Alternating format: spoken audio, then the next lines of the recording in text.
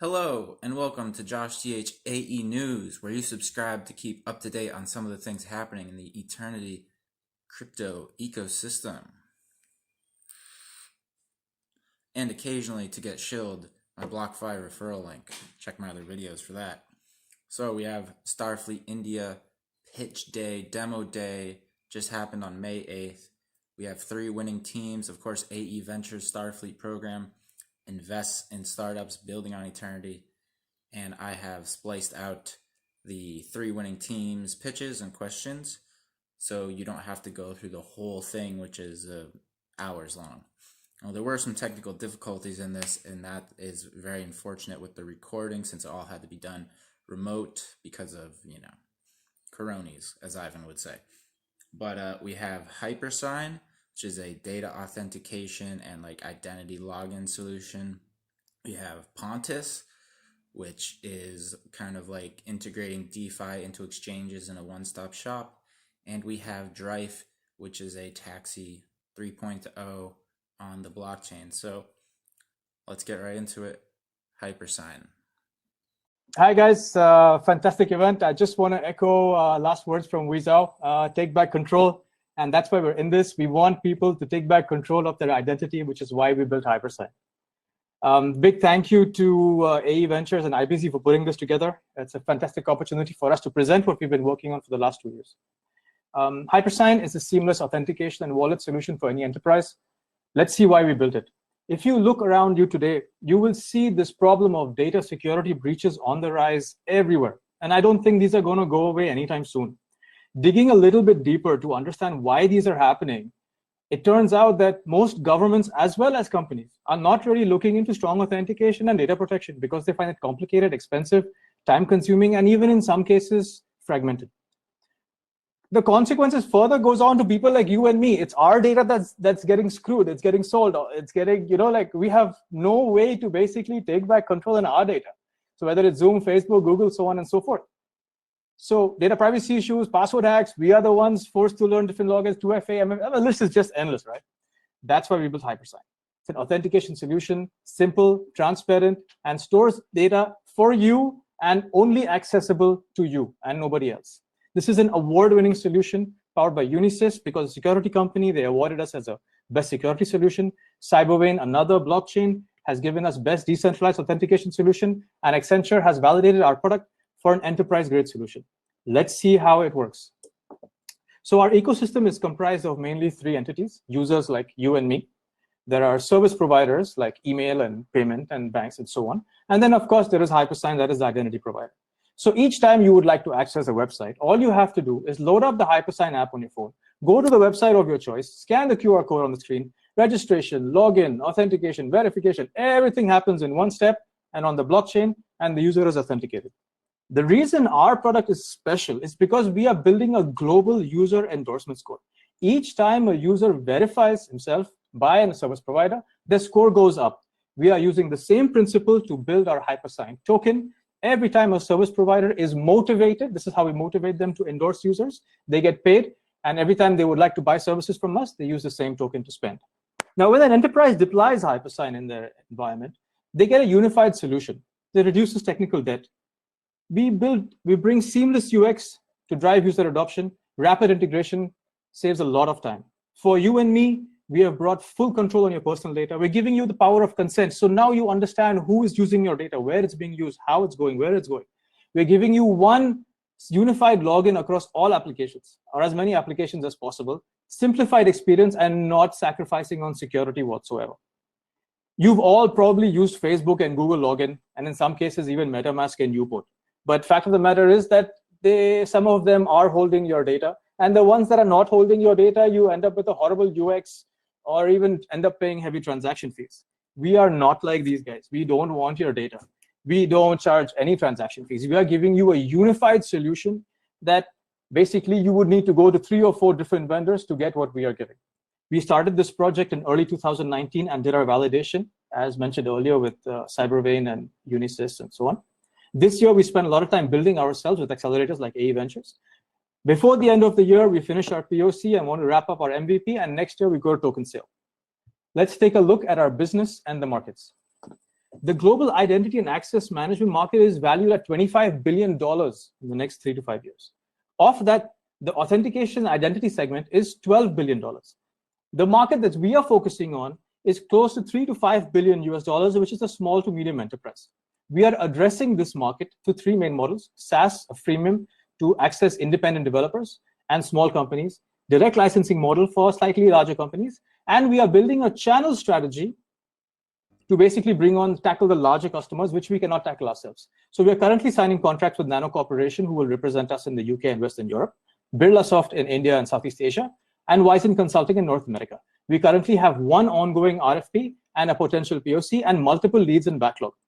Our team, Vishwas, he's been working for the last 5 years on India's premier blockchain project. Myself, I've spent 10 years in this business, and Vikram has spent the last 8 years as a full stack engineer in payment and energy. We have chosen our advisors wisely. We have Amit Dhawan, who is basically a CISO supporting more than 10,000 employees and a plethora of white customers. And Chandra, he is basically a technology creator. So we have a creator and a user guiding us in the same way. We are currently raising a seed round of $50,000 US. In conclusion, everyone needs strong authentication. This is a $25 billion industry, and we really want people to own and take back the control of their own identity. Thank you. We'll take questions now.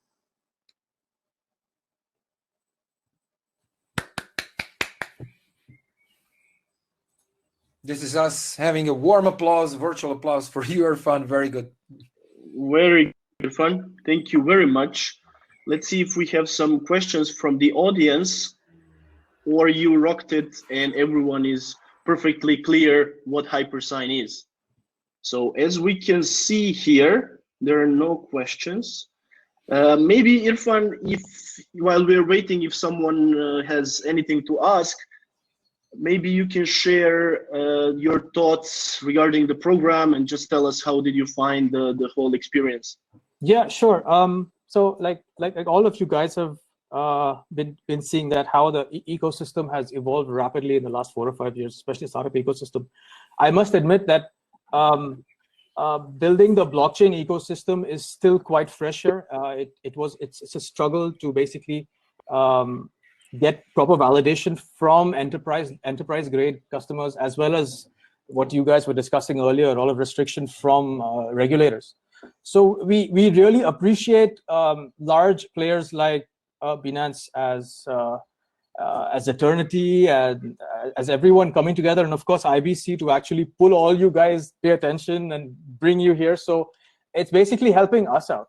And we've worked with multiple accelerators in the past. We've spoken to multiple people, but the value we actually got from the Starfleet program was, I don't think, the level of clarity that we have got in terms of who our market is, who our customer is, what our business is, who should we talk about, how and who, and all the details were really brought to us thanks to the Starfleet team.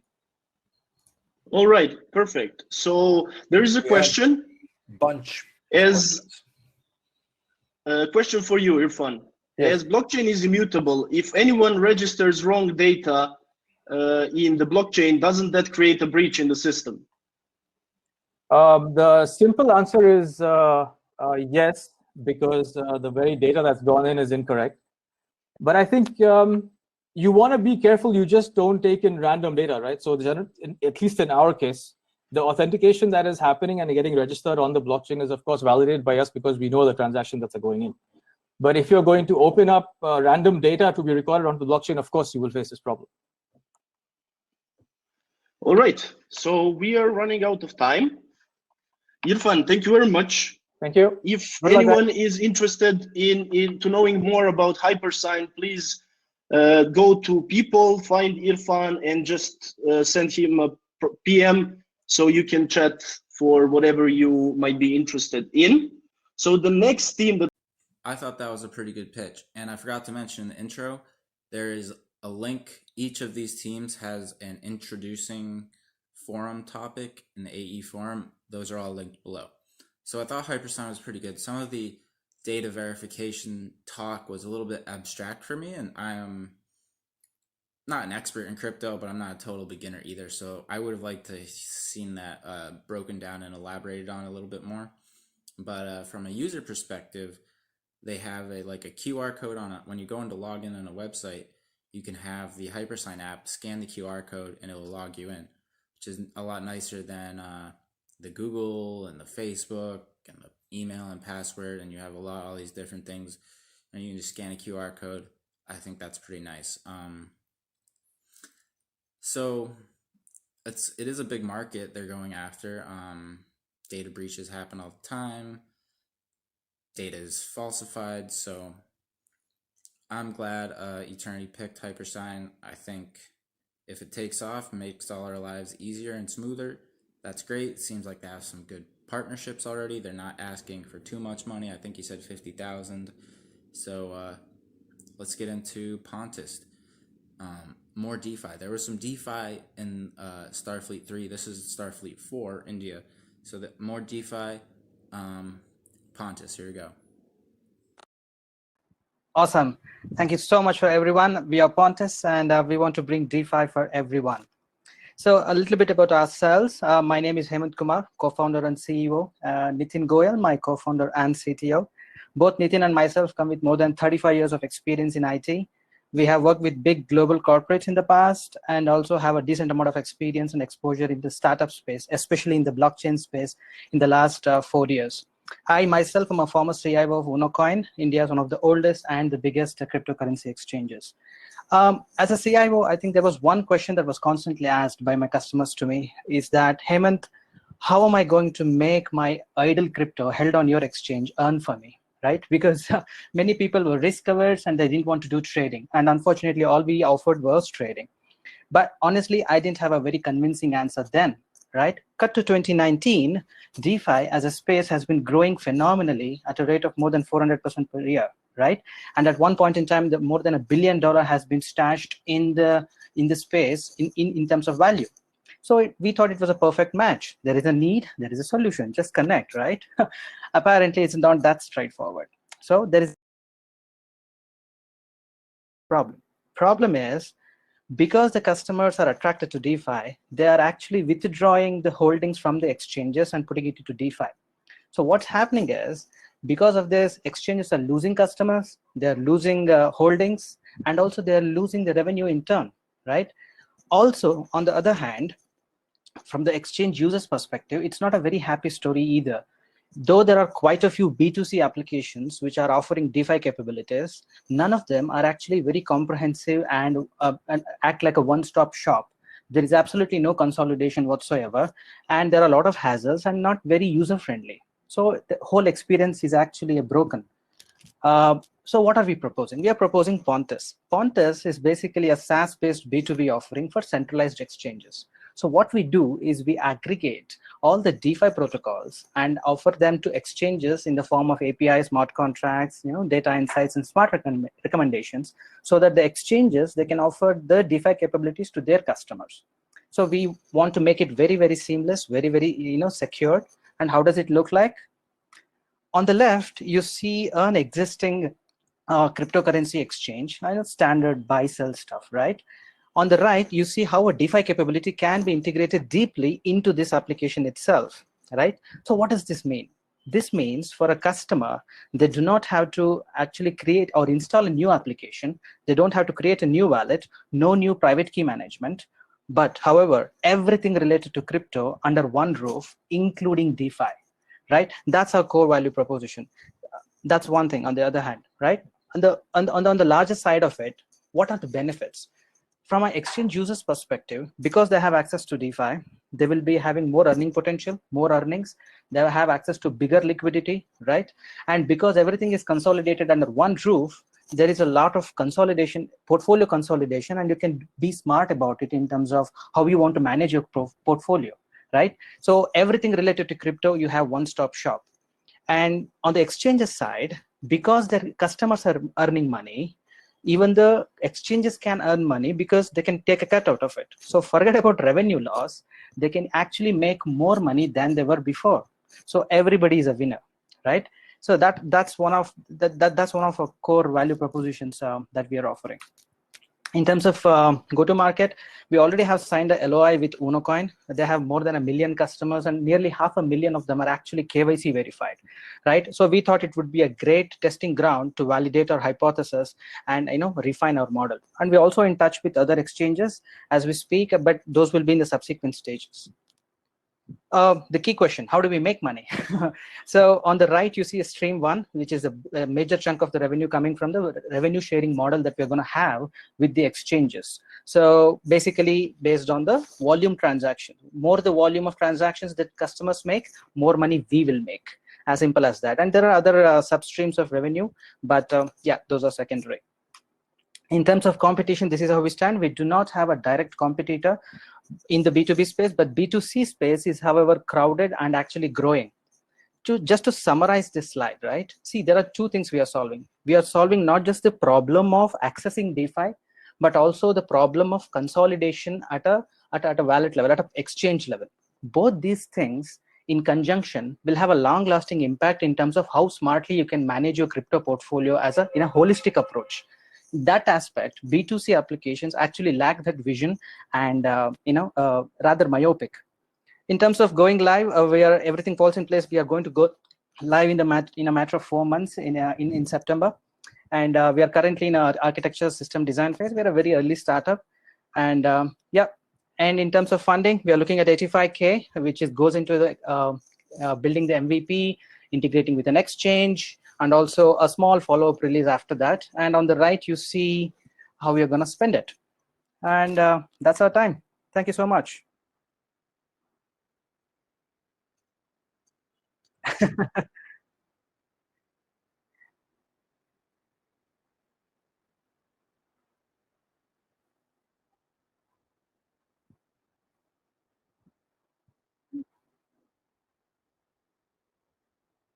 Mm-hmm.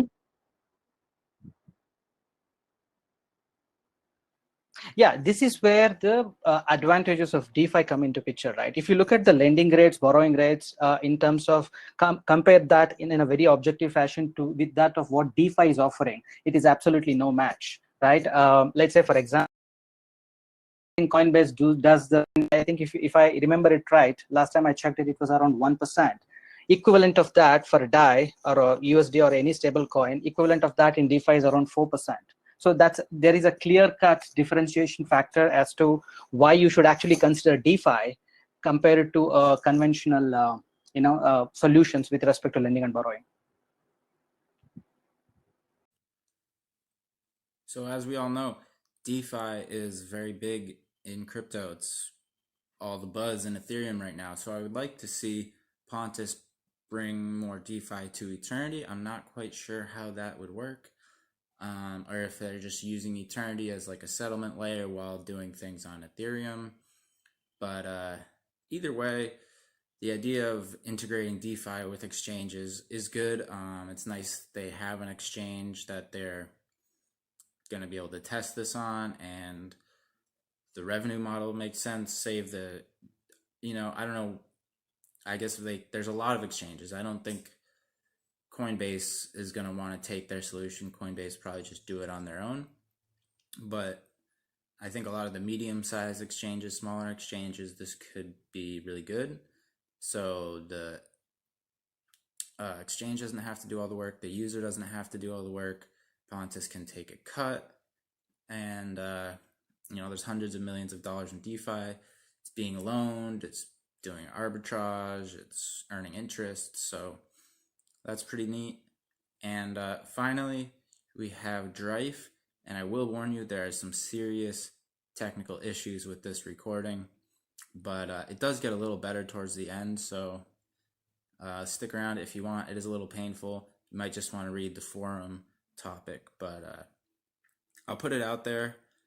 And yeah, I'm not going to record after because I figure a lot of you are just not going to want to watch how bad it is. But I mean, it was a decent pitch. What I could make, what I was able to understand, that wasn't all, breaking up the sound. But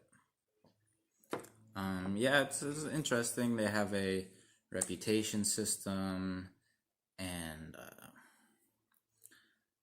KYC and drivers, and someone asked a question about, social distancing, driverless cars. So you might want to stick around and hear their answers. Oh, I forgot to mention the Hypersign. I like that Hypersign has their own token. Seems like they have some use case for that. But here's Drife, and until then, I will see you in the next video. Peace, AE community. Out. Josh out. Here you go. Okay, I'll just start now. Okay. Hello everyone, my name is Firdosh. I'm co-founder of Drife, a decentralized ride-hailing platform. We are on a journey to reimagine how taxi industry operates. Platform a booming taxi with the emergence of technology and economic actives. The most has never trusting as has come today. With just few taps in your mobile application, they are all selling you convenience and giving driver decent income, chance to be your own boss. I think this is as perfect as it looked like. After talking to 1,000+ drivers and riders across India through running various surveys, ride-hailing platform are keeping their value creator void of their ride. Existing ride-hailing platform charges 20-30%. Josh.chain also suggests 50% minimum wage in their state and 80% of driver ride-hailing platform also exploit their user. Practice like search price have become infamous among users. But what's more scary is ride-hailing platform collect data from the way you travel and analyze this data to understand how price sensitive a particular user is and determine price for different user. This has left users disturbed due to lack of consistent price and transparency. Users are looking for different alternatives. Now, what's the solution?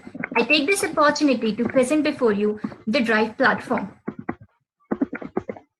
With Drive, driver will be able to have 100% ownership on fare, can build their network, and can counterquote fare. On the other hand, sister can select we take ourselves the zero commission model, charge 1% the fare paid. Does driver get access to higher income? Able take up from the fare, lower fare. We believe in a community-based model, and that is why we incentivize participation. Have a passive source of ride. Every time your network makes a ride, you get to earn 1 to 2% of the fare. Blockchain implementation, the tax industry that has gone so far. Payment transfer. We to give the rider the ability to choose. All of this make us extremely variable. The market is expected to $1 billion to 30. India has a fair share.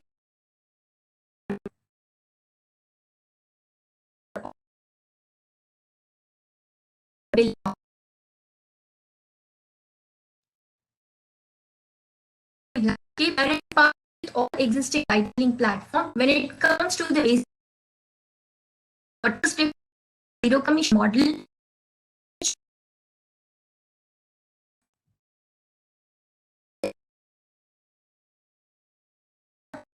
Choose 3 different their convenience.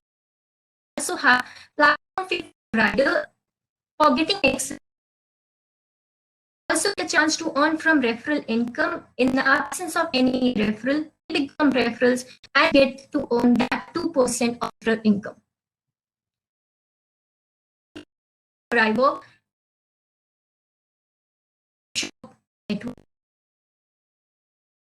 user to reward rider in the form of early guarantee rights.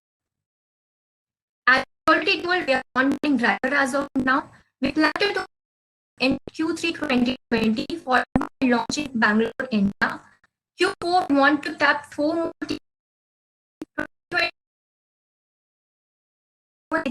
across India. 2022 and ahead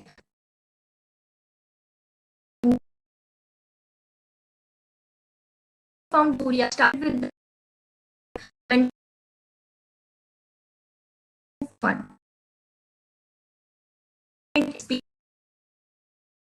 Mobile application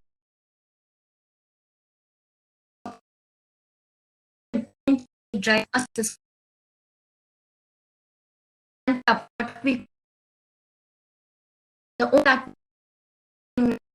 we are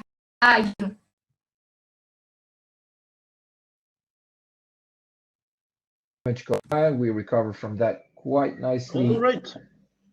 Let's So I see the that some questions. of the people had some technical difficulties, but I heard it and I saw it very well. So I don't know, Luca, if you had the same. Yeah, the beginning was a little bit flaky, but picked Yeah, up it was a later. bit delaying at the beginning, but then it was fine. All right, so let's go through the questions. Aha, we lost Firdos. Okay, and I approved her just a second ago. So we have questions, and while we're preparing for the questions, well, she comes back. Ooh, we have quite a lot of questions. Let's see. All right, so Firdos is back. And at least trying to get back. So let's see the questions. Uber checks the drivers and their cars. Do you do the same? You need a big team for that. Is it called reputation system, which is very important so that passengers are not a driver? Okay. All right, so I see one question. How are you onboarding drivers? If I'm not wrong. So what they're doing basically is they're already And in touch Firdosh is with back. Can you hear us? 1, 2, 3, 4. Firdosh. I can hear you guys. You're breaking up a little bit still. Chain, maybe you can try turning off the video and staying with the audio. That I think that would Yeah. help. Okay, great. So Sure. we have a couple Is of it better questions. now? Yeah, way better. Sure. So Uber checks the drivers and their cars. Do you do the same? And second part of the question, you need a big team for that. It's called the reputation system, which is very important. So the passengers are not at the driver's mercy. What can you say for that?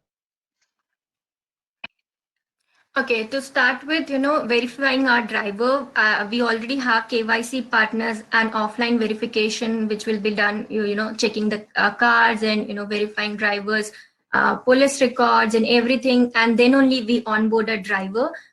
We follow a stringent policy to onboard a driver, making sure they don't have any criminal background or they are really good with all the checks that we have. And we are outsourcing that KYC process to a company which we already have partnered with. Another question is like, what was your another question? Yeah. Reputation system. Yeah. So as we said, we are building the network and every driver can bring in new driver to our network who will be the primary source of telling us this is a verified driver and we know them for sure. And then we'll have what do we call it, the rating system where drivers and rider can rate themselves each other, and we have benchmark based on which we take away drivers if they have bad reputation.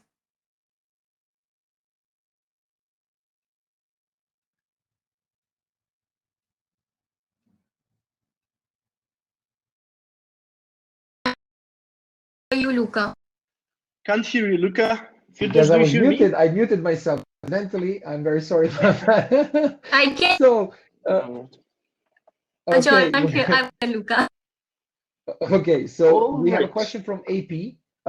There are other taxi apps on the blockchain. How are you different? And the Mm-hmm. question was because your voice was breaking up a little bit. So what's your differentiation against everyone else on the blockchain space? Sure. So we know a lot of ride-hailing platform who are working on chain, and what makes us different from this, a lot of startups being on ride-hailing on blockchain call themselves Uber 2.0, same business model to not solve them. We have to build something which is able to solve the gap and take out the gap this whole ride-hailing platform. If we are not doing that, there is no sense business model. Okay, very good. And another question from Deepak. With the current situation, what is your take on the sharing economy? Will this model work with social distancing and other norms? So starting with thing or the pool model, you can share the ride with different people. We do understand with this whole situation, it is not that viable as well. With time, we'll see how much to bring in the sharing economy. With for now, we will be going with you can only. And the last question. Okay, we have many, but we have a warm message from Success. I admire how cool she is despite all of these glitches, given that she's pitching to raise funds. Absolutely. Yep. We have a last question from Tishant. Lyft is doing a pilot for driverless cars. How do you plan to adapt to the landscape if it turns out to become driverless?